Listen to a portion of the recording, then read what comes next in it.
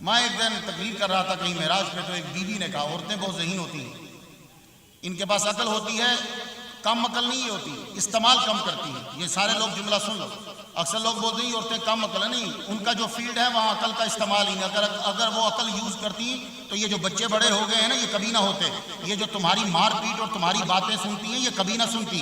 وہ عقل کا استعمال کیوں؟ ان کے فیلڈ میں جذبات کا استعمال زیادہ ہے، وہ جذبات کی بیس پہ ہی بچے کو پال رہی ہے، ورنہ فطرت یہ کہتی ہے کہ جو تکلیف دے اسے مار دو، اور یہ اس کا جذبہ ہے کہ جو تکلیف دے رہا ہے اسے پال رہی ہے۔ تو اس لیے یہ مت کو، یہ اکثر شور اٹھا تھا پاکستان میں اور دنیا میں اٹھتا ہے، اور جی عورت کی دیت عادی ہے، عورت کے ساتھ بڑا ظلم ہے، بندے کی دیت پوری ہے، بندے کے ساتھ طرفداری ہو رہی ہے، اور جیسے مولوی بھی ساتھ مل جاتے ہیں کیونکہ ان کو ووٹ لینے ہوتے ہیں۔ اب ساری میری بہنیں بیٹھی ہیں، سنو، اسلام تمہارے ساتھ کبھی ظلم نہیں کرے گا۔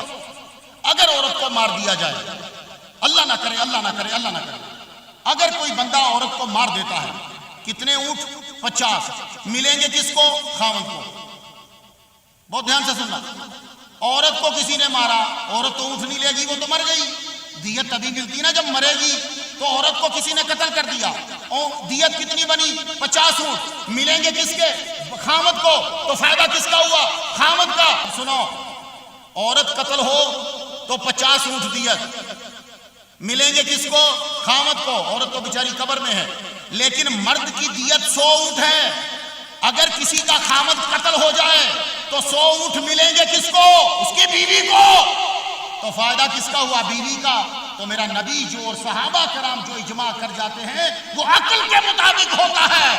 جس ملا نے مشہور ہونا ہو وہ پھر اسلام کی چیزوں پر اعتراض کرتا ہے۔ یہ بات شاید تمہیں سمجھ میں نہ آئے، علامہ غالب صاحب کو سمجھ آ گئی ہوگی کہ 50 جو ہے فائدہ خاوند کا ہے، 100 جو ہے وہ فائدہ بیوی کا ہے۔